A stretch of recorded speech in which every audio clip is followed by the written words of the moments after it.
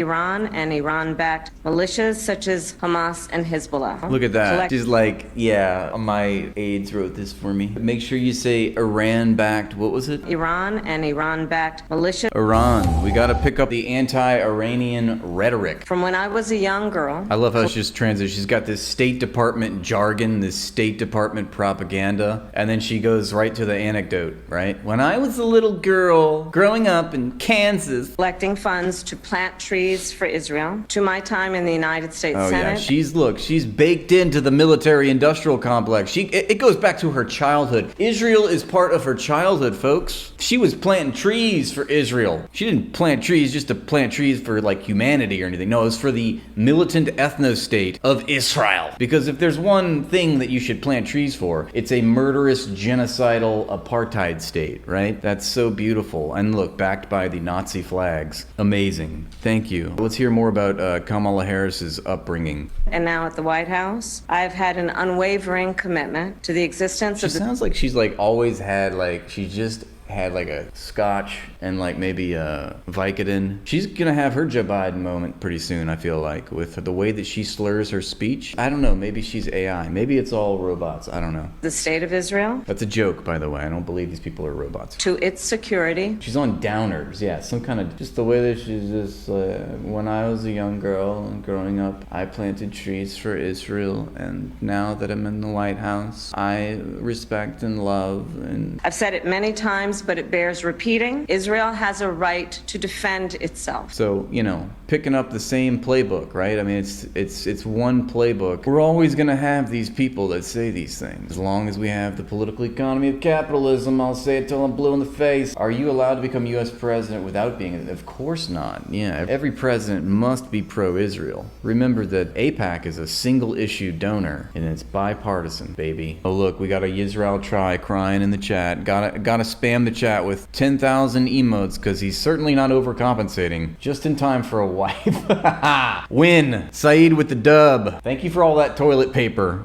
I was just running out. That was better. We're now going to be sold on Kamala Harris, and here we go. She's a pro-Zionist. She's going to pick up the State Department talking points. Same shit repackaged with a different personality. Different anecdotes, same story, same plot, I should say. Yeah, what's up with the whole, do you think you fell out of coconut tree? What's up with that? What is she trying to say in that? I didn't actually see the entire interview. I know, that's sort of what I thought of it too, right? It's like, you come from society, silly. It sort of seems a little anti-capitalist to me if you think about it, if you really think about it. She was doing based materialism, right? I could see it. I could see that. So does Mr. Z say the same thing. The coconut tree is kind of based and historical materialism pilled. Not gonna lie.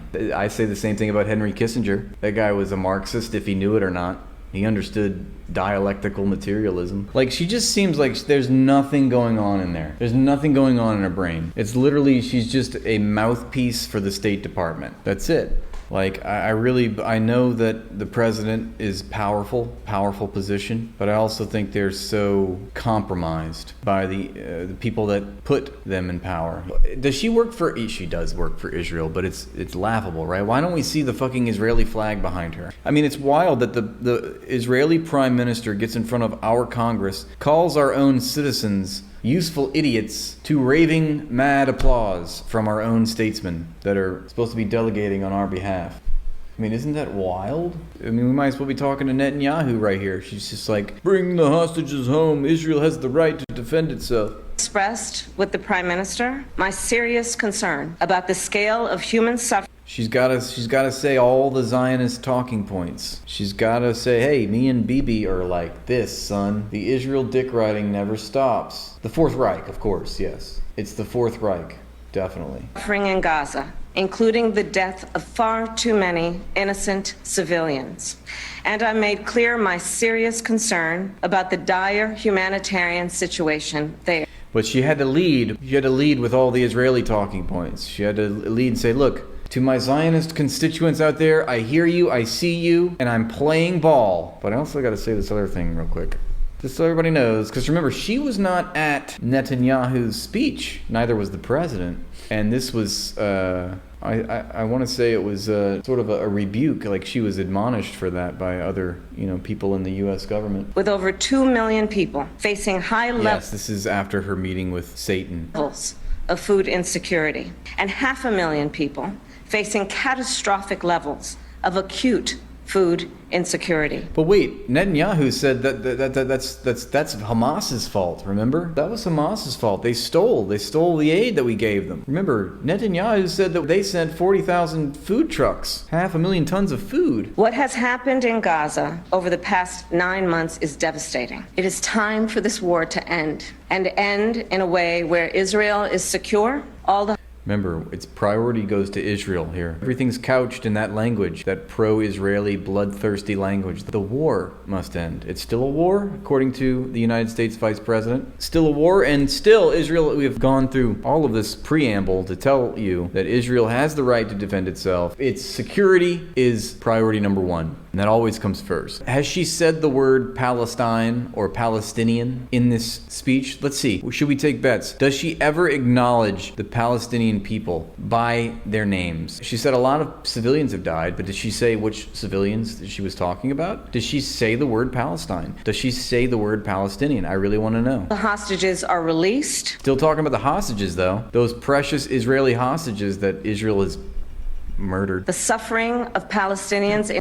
There it is. Okay, so she actually acknowledged, because this is a common theme, okay? It took her, almost 4 minutes into her 6-minute speech to say the word Palestinian. But this is a common theme, the denial in words of the Palestinian people, and also in action, of course. But you notice in formal documents that concern the Palestinian right to self-determination, they're always sidelined, going back to the Balfour Declaration. And the Palestinian people can exercise their right to freedom, dignity, and self-determination. It's not like we've been talking about that for 8 decades. There has been hopeful movement in the... Someone one day will do a supercut of every president or vice president talking about a Palestinian path to peace. The two-state solution. It's always the same playbook. I actually did a sketch about it. These politicians are given a script of how they have to present this information. And it's always a path to peace. We are negotiating, we are brokering, we are trying for, but it's hard, it's complex. Path to peace is always just in the near future. There's got to be an interim phase. There's three phase plan. It's a euphemism for literally genocide at this point. It's always a euphemism for some really awful thing like ethnic cleansing, like continued, like path to peace. It just means war right now, or not war, but genocide now. A path to peace. Turn that euphemism on its head, but yeah, no different. Going back to Clinton, going back to Carter, going back to Dwight D. Eisenhower. It's always been a fucking path to peace. The path is really long. It's a really long, arduous path, apparently. Peace is a white man's word, according to Kwame Ture. Liberation is our word, he said. Peace just means security for the rich. Peace means the privileged social relations of society go undeterred. That's right. In order to abolish the gun, you must first pick up the gun. There's one other point I wanted to make, and I forgot. To secure an agreement on this deal. And as I just told Prime Minister Netanyahu, Deterred. It is time to get this deal done. Yeah, but see, that's a political impossibility for Satan. The point is, as Norman Finkelstein elucidates in his book, Gaza, when Israel or the United States want peace, when they want a deal done, it happens, and it happens immediately. Remember, we could think also to the latest article that I was reading about the microchip industry, where you have this obscure federal agency called the Department of Industry and Security reviving this old export control law, which seeks to put a stranglehold on the microchip industry by making sure that American business interests are protected around the world and American hegemony is preserved in the economy worldwide, and to stifle China by having all these obscure copyright laws and patent right laws take effect to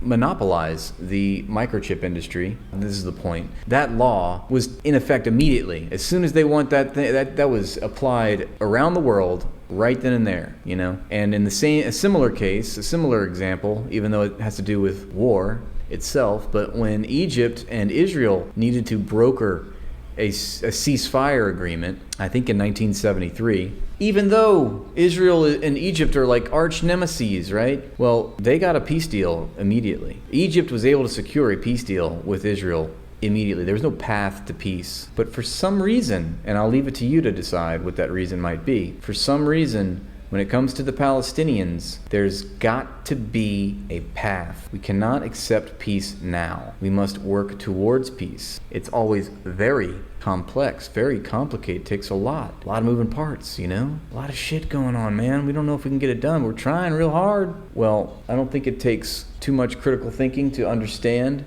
that the Palestinian people are poor. They are enslaved. They have no rights. So they are not ever negotiating from a position of strength. They never have any bargaining power on the world stage. And that is why, in a world dominated by one superpower, it must be that whatever ceasefire deal happens between Israel and Palestine, remember, it's got to be brokered by the United States. It cannot come from the international community. It cannot come from international institutions like the United Nations, which should, in theory, that should be the institution which brokers and facilitates peaceful settlements between adversarial states. That's right. It's a big charade. It's a big grift, all the same. And eventually, they'll be doing what they're doing to the Palestinians. They'll be doing that to us here. The borders will move inland. So to everyone who has been calling for a ceasefire, and to everyone who yearns for peace, I see you and I hear you. But I'm not gonna do a goddamn thing. Let's get the deal done so we can get a ceasefire to end the war.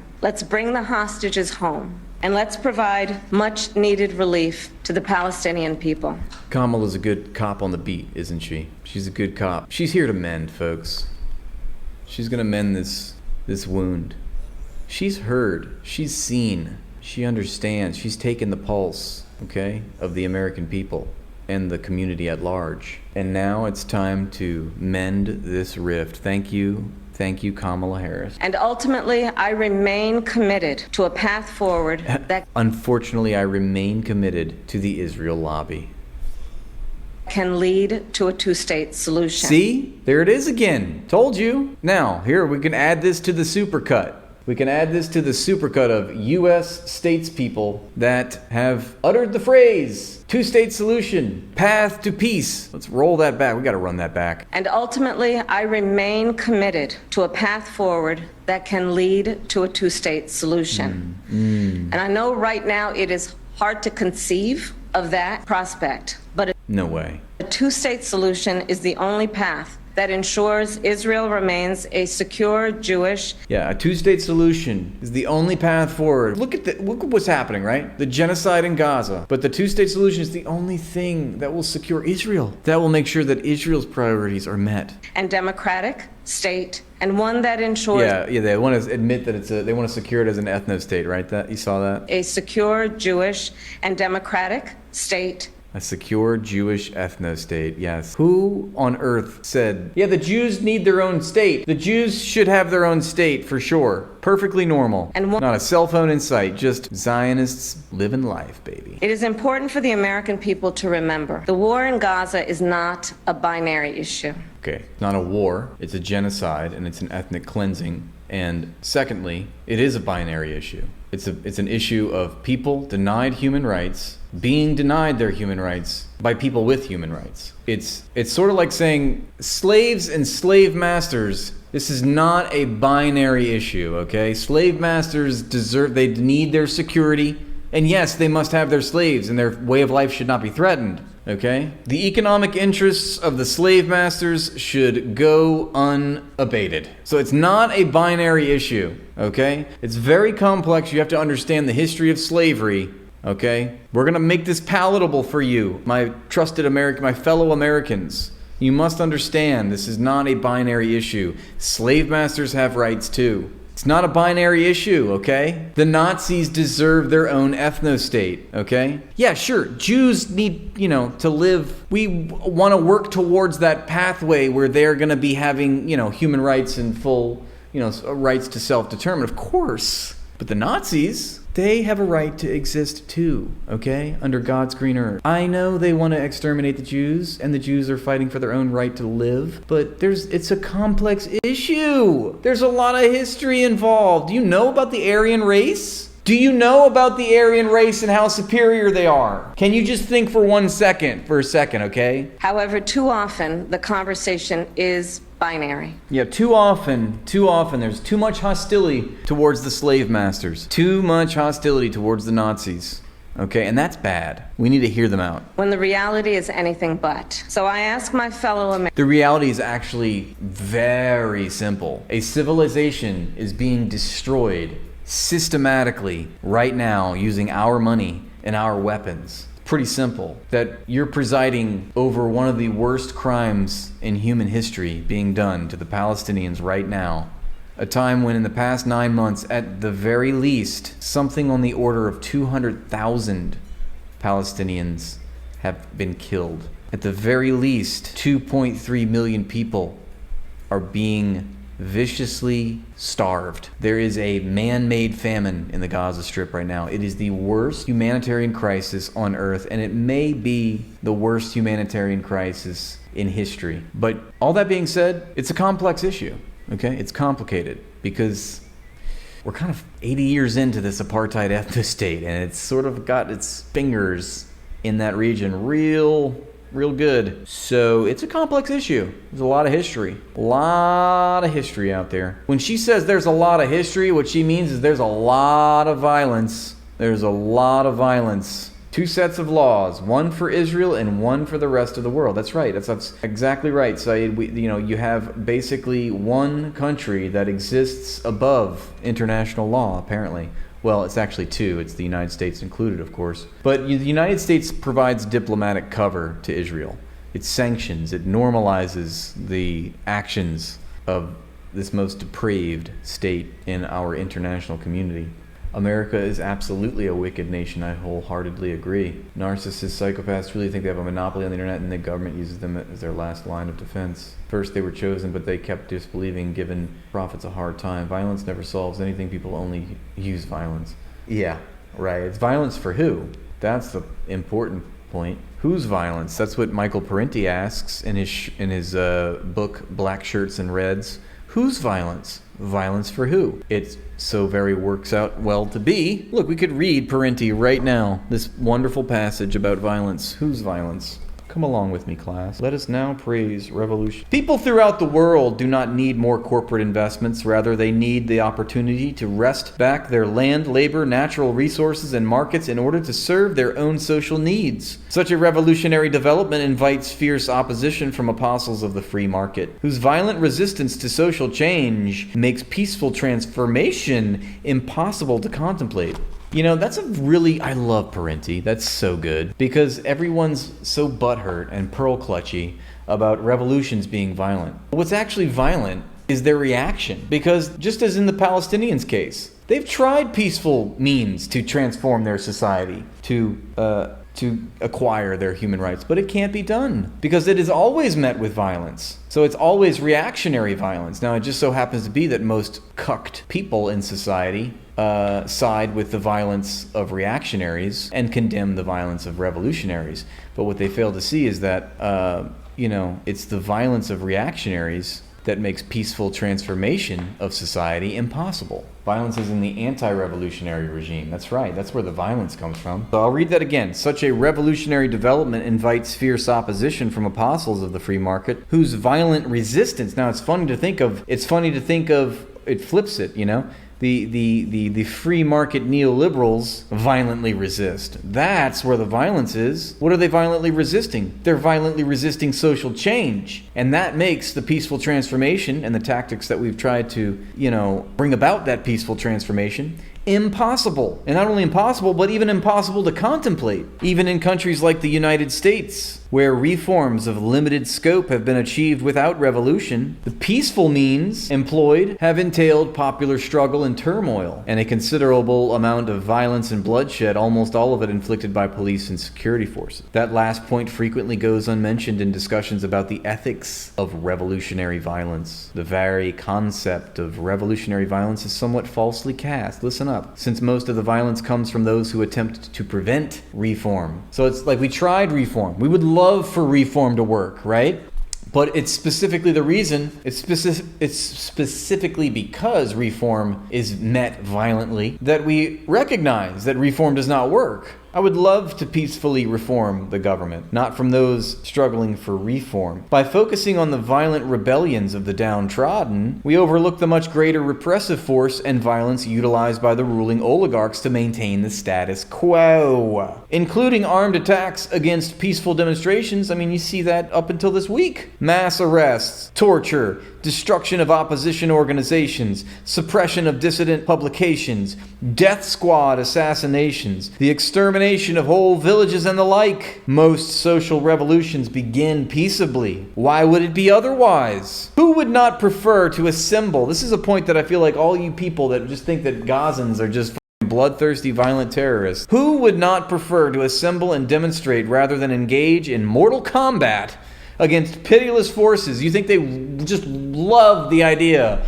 of storming their own compound wall to go die for country on October 7th? Who would not prefer to assemble and demonstrate rather than engage in mortal combat against pitiless forces that enjoy every advantage in mobility and firepower? Revolutions in Russia, China, Vietnam, and El Salvador all began peacefully, with crowds of peasants and workers launching non-violent protests, only to be met with violent oppression from the authorities. Peaceful protest and reform are exactly what the people are denied by the ruling oligarchs. The dissidents who continue to fight back, who try to defend themselves from the oligarchs' repressive fury, are then called violent revolutionaries and terrorists. For those local and international elites who maintain control over most of the world's wealth, social revolution is an abomination. Whether it be peaceful or violent is a question of no great moment to them. Peaceful reforms that infringe upon their profitable accumulations and threaten their class privileges are as unacceptable to them as the social upheaval imposed by revolution. Stability is a code word for a society in which privileged social relations are securely entrenched. That's a good word, entrenched. That's what I mean by the Israeli state. It's entrenched in our society. When popular forces mobilize against privilege and wealth, this causes instability, which is judged to be undesirable by U.S. policymakers and their faithful flacks in the U.S. corporate media. All right, let's see what else she says. Americans, to help encourage efforts to acknowledge the complexity, the nuance, and the history of the region. Let Remember, when she says history, she means violence. us all condemn terrorism and violence. Terrorism. Let us all do what we can to prevent the suffering of innocent civilians, and let us condemn Which is to say nothing. anti-Semitism, Islamophobia, and hate of any kind. I love the enlightened centrist take from Kamala Harris. And let us work to unite our country. I thank you. It was tough for her to get through that, huh? Nixon ordered Cambodian genocide. Sent cruise missiles to Sudan, people died. Gave the orders to do drone strikes.